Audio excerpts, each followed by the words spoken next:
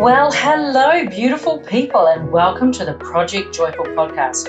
I'm your host, Tracy Tutty, your medical herbalist and high performance coach. So, hey, Project Joyful isn't just about being happy. It's about consciously creating a life you love. It's about remembering how to reconnect with your soul-centered joy. You know, that joy that comes from doing what you love, from living on purpose, and from being in a life that allows you to experience deep joy moment by moment. So hey, let's get started, shall we? This week we're talking about what is number 2 on the list of biggest time wasters at work. It's excessive meetings. It's up there right after email and just ahead of social media. Anyone working in a corporate environment won't be surprised by the list. Cut out the unintentioned meetings and you'll get a significant chunk of your day back. So if you find yourself going from meeting to meeting with no time to do the actual work, or if last week you found your day starting at 4 p.m. due to other people's meetings, then this episode is for you.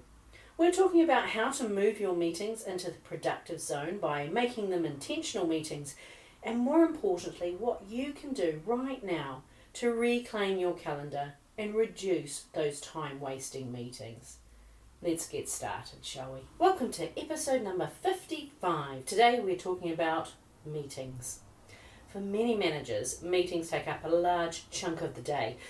Tell me, on average, how many hours of your workday are taken up by meetings? How many hours of your working week are spent in meetings?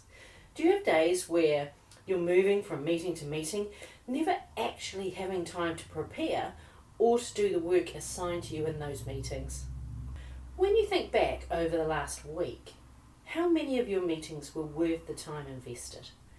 Were there any that you didn't need to be at? Were there any that you actually had no idea as to the purpose of that meeting? Why do we need all those meetings? When we look at why we meet, whether that be in person or online, a variety of reasons pop up. If you're in an organisation that relies heavily on email for communicating information, meetings are used as a way to ensure you haven't missed an organiser's email about a particular topic. Meetings also grew in response to our adaptation to a COVID-induced change in working habits.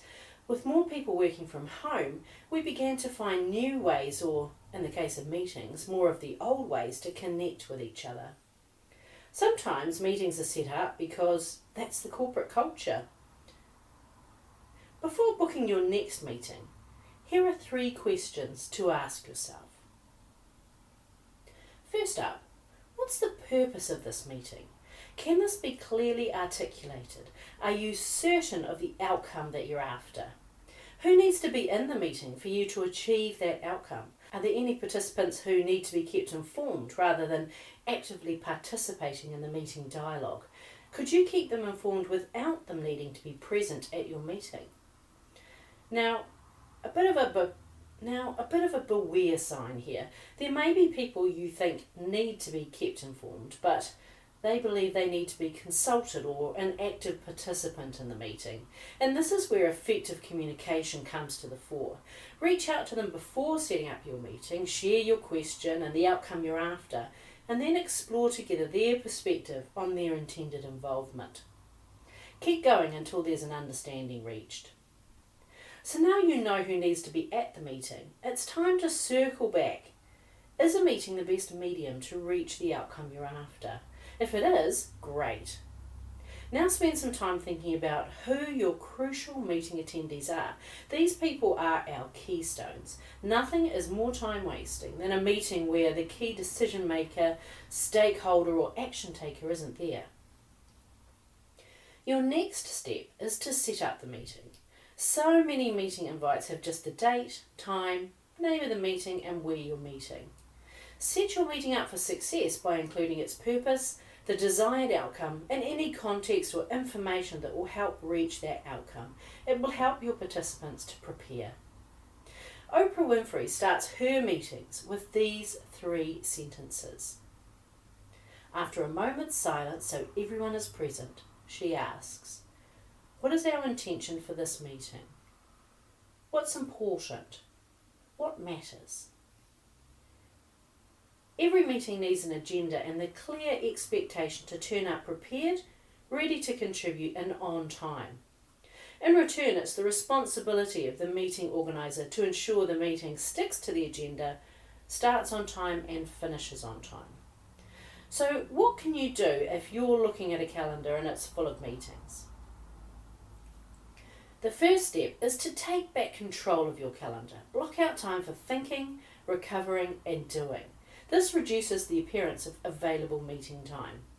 Check in with the meeting organiser so that you're clear on the meeting's purpose, the ideal outcome, and why you need to be there.